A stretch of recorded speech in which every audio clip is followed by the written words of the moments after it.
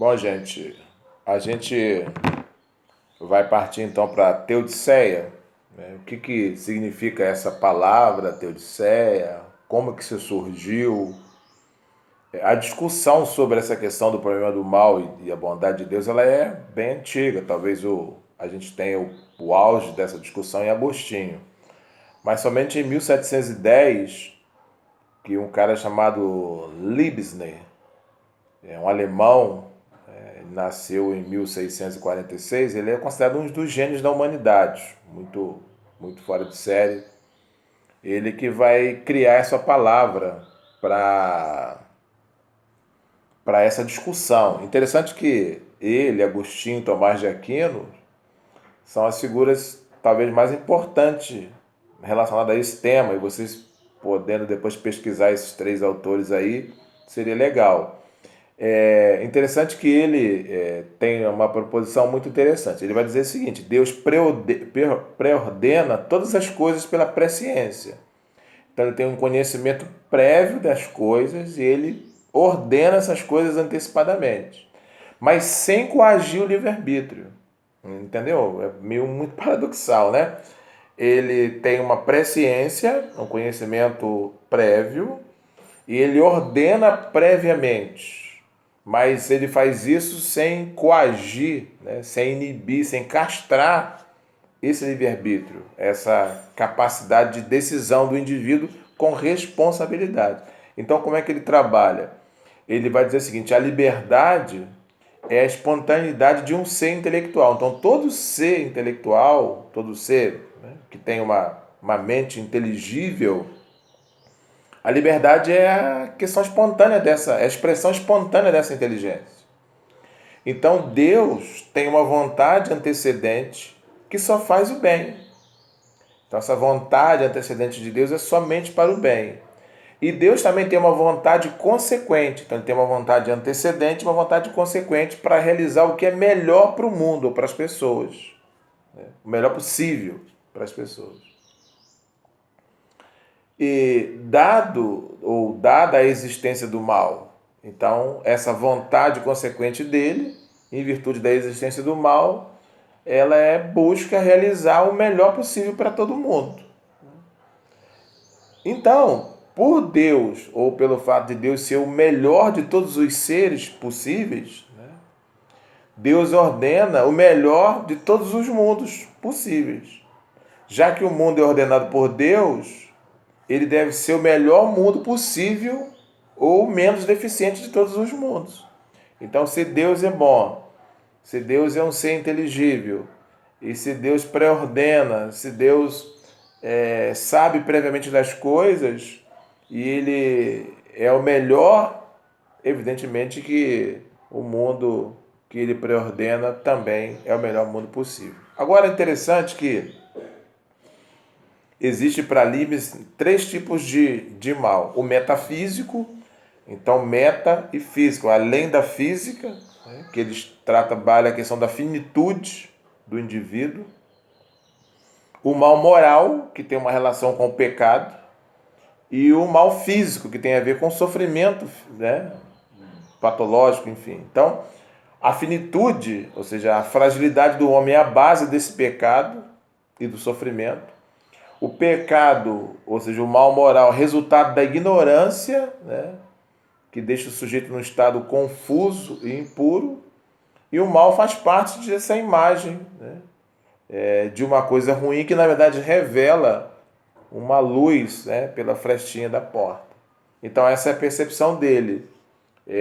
O mal metafísico, o mal moral e o mal físico. Porque entender essas três colocações é importante, porque quando eu falo assim, o mal é uma escolha do homem, tá bom. Mas e o mal físico, por exemplo, de uma doença genética ou de um acidente natural? E aí? Você não decidiu pelo tsunami, por exemplo. Então é preciso entender essas divisões para a gente trabalhar uma a uma. O que é então teodiceia? Né? Theos é Deus, então vocês sabem que sempre no grego a gente tem a declinação da palavra e a junção de algum complemento para dar um sentido a essa palavra. Então, theos é Deus e diakaiosine seria teodiqueia, que é a tradução aportuguesada de diacaiosia, né? Que é justiça. Então, um homem justo, Deus é justo, Jesus é justo, é um diakaios, né? Diakaios. Então, nós temos Deus e justiça. Então, a Teodiceia vai tentar justificar Deus mediante a existência do mal. Ou seja, ela vai tratar de um dilema, é um termo da filosofia e também da teologia, a teodiqueia, ou a teodiceia, ou a diakaiosine. Qual é o dilema? Como pode Deus ser justo? Então, primeiramente, não tem uma relação com bondade, não, nem com poder. Como pode Deus ser justo em face da existência do mal? E se ele também é poderoso e ama a justiça, por que ele não acaba com o mal? Então, se ele é justo e ama a justiça e tem poder, por que então ele deixa de exercer sua justiça, permitindo o mal? Essa é a temática, esse é o imbróglio, né? Mas o problema, que é o problema do mal, é que existem outras questões relacionadas ao mal. Por exemplo, qual é a origem do mal? De onde ele veio? Eu fui dar uma aula de ramartiologia num local, numa cidade, e eu trabalhei naquela aula a queda antes da queda. Então, antes daquela conversação entre Adão e Eva, entre Eva, Adão e a serpente, de onde vem aquele pensamento? De onde vem aquela ideia? O que houve antes daquilo? Já que aquilo já está presente, aquilo ocorre antes da criação do homem, aquilo ocorre no momento que os anjos são criados. Em que momento são criados os anjos? A gente não tem nenhum texto bíblico que relate de forma histórica, sem fazer metáfora ou alegoria, a queda de Satanás. Porque foi, como foi, quando foi. Então a gente tem uns textos que falam que ele caiu. Mas a gente não tem. Os dois textos que são usados, tanto Ezequiel quanto Isaías, são textos que não fazem uma referência a Satanás, mas sim a cidade de Babilônia, a cidade de Tiro. Tem um contexto histórico naquelas narrativas. Mas a questão é, qual é a origem do mal? Quando ele surgiu? Na questão do tempo, a gente não sabe exatamente em que momento. Mas ele está aí. Ele surgiu, ele foi criado por Deus, ele existe, ele tem existência própria, ele é resultado de uma rebelião, enfim, qual é a origem? É uma pergunta quase que socrática, né? Que Sócrates ia para as praças para fazer perguntas sem resposta para criar o seu diálogo, né? Para criar seus argumentos. Depois, qual é a natureza, ou seja, e propósito desse mal? O que ele tem de intrínseco e se ele existe para quê? Para quê? Qual é o propósito? O que ele vem trazer para o indivíduo, ou para a humanidade, ou para a natureza, ou para o cosmos, enfim. E depois, além da origem, natureza, como evitar esse mal? É possível evitar o mal? Ele faz parte da vida? E aí a gente passa a vida toda tentando enfrentar o mal, evitar o mal. A gente está vivendo aí um momento de pandemia, né? O desespero de todas as pessoas mediante o mal. E aí esse desespero gera aí, né, no Facebook uma série de argumentos. Uns falam que é juízo de Deus, uns falam que é a volta de Cristo, uns falam que querem tirar o governador, o presidente. Então cada um apresenta um discurso aí, né? E aí a gente divide então esses aspectos em três aspectos menores. O mal moral, o mal metafísico e o mal físico. Então a situação é bem abrangente, né? E aí a gente tem o quê? A gente tem as várias cosmovisões que vão lidar com o mal, como a gente tem do sofrimento lá que a gente trabalhou, né? que é cosmo, mundo, visão, visão, que são as visões de mundo, a forma de se ver o mundo no campo da fé. Então, o problema do mal é um problema somente para o teísta. Para nós, que cremos na existência de Deus, na bondade de Deus, na justiça de Deus, na soberania de Deus e no poder de Deus, é um problema para a gente. Então, são as três principais cosmovisões, né, que a gente tem, de uma forma geral, em relação a isso. Primeiro é o ateísmo, né, a preposição de negação a teísmo, né, afirma a realidade do mal e nega a realidade de Deus. Deus não existe, então o mal é uma realidade. Não preciso trabalhar, eu não tenho esse conflito. Deus não existe, então o mal ou qualquer outra coisa é uma realidade. O panteísmo, que vai dizer que Deus se fragmentou na matéria, afirma Deus existe, né, mas mas o mal não existe. Simples assim. Então, no panteísmo, Deus existe, Deus é infinito, mas Deus se pulverizou na matéria, né? Então, ele falou assim, olha, Deus existe, mas o mal não existe. Esse negócio de mal, isso é um capricho humano, né? Uma fragilidade humana. Como dizia Nietzsche, o mal é tudo aquilo que nos coloca medo, nos assusta, então ele não existe. E o teísmo, né, que é a nossa posição, que vai fazer as duas afirmações que não combinam a priori. Deus existe e o mal também existe. Essa é uma questão que a gente tem que ser muito honesto.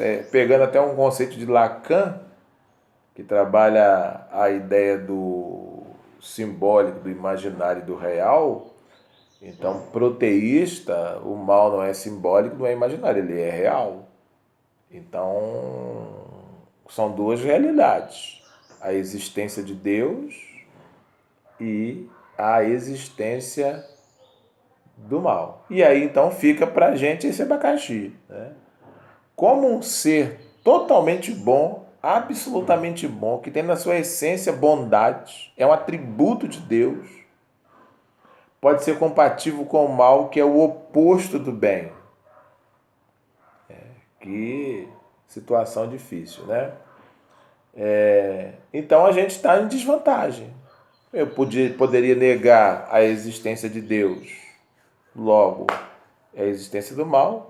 Eu podia, a inexistência do mal, eu podia negar a realidade de Deus e negar a realidade do mal, mas o problema é que eu confirmo a existência de Deus e a existência do mal. E aí a situação fica difícil, né?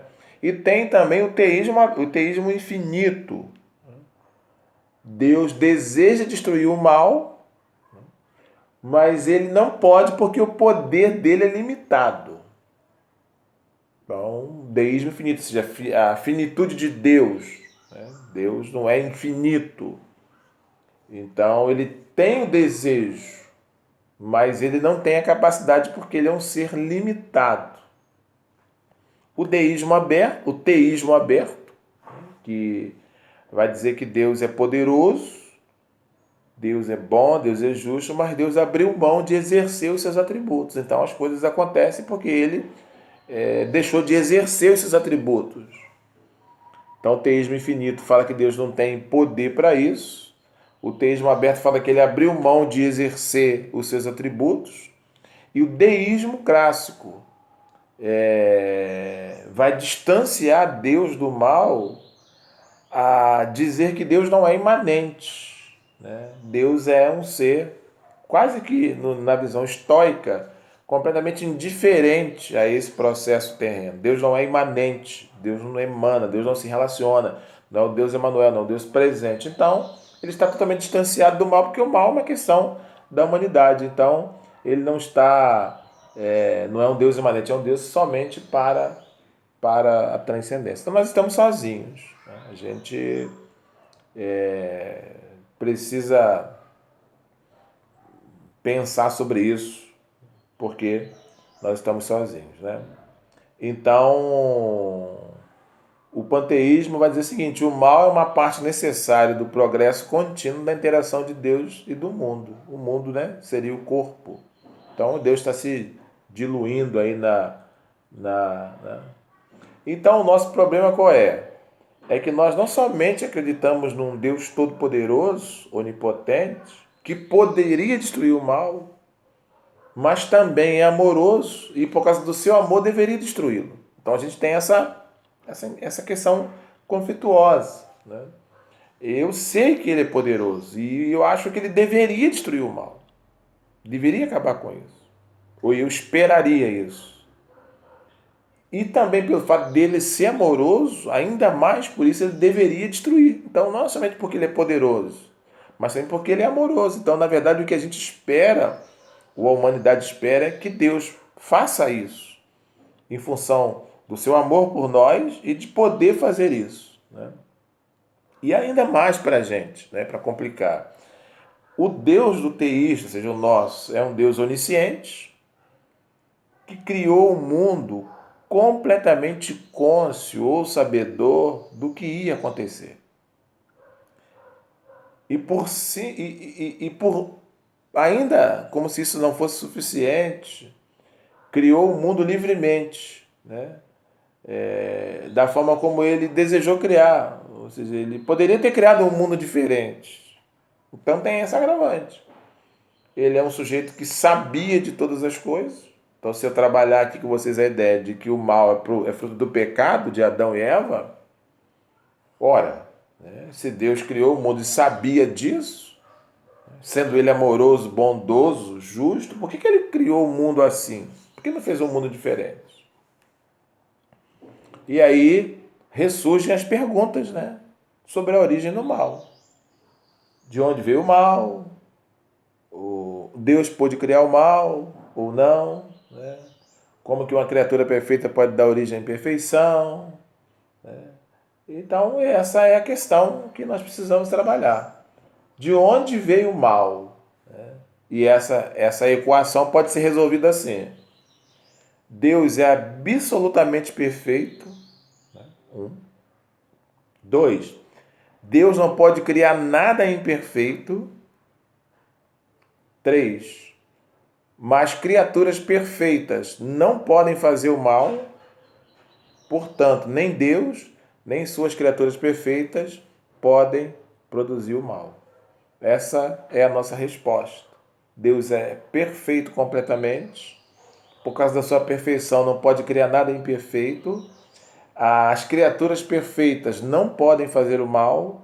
Portanto, nem Deus, nem as suas criaturas perfeitas podem produzir o mal. É nessa proposição, nessas proposições que trabalham Leibniz, Agostinho e Tomás de Aquino. Todo mundo vai seguir mais ou menos essa direção, né? Essas linhas de pensamento, né? E dando as respostas dessa seguinte forma, né? Então, como é que eles finalizam essa proposição? Deus é absolutamente perfeito, então ele não pode criar coisas imperfeitas. 2. Deus criou apenas coisas perfeitas. Uma das perfeições que Deus criou, uma das perfeições de Deus, é que Deus concedeu a algumas dessas criaturas o poder do livre-arbítrio. E algumas dessas criaturas escolheram livremente fazer o mal. Entendeu agora? Então, ele é tão perfeito que ele fez tudo perfeito, criou criaturas perfeitas, e uma das suas manifestações da sua perfeição é conceder ao homem ou à sua criatura o poder de escolha. E alguma dessas criaturas livremente escolheram fazer o mal. Portanto, uma criatura perfeita causou o mal. Deus não, Deus é bom e criou criaturas boas, com uma qualidade boa chamada livre-arbítrio. Infelizmente, elas usaram esse mau poder para trazer o mal ao universo ao se rebelar contra o seu Criador. Vamos continuar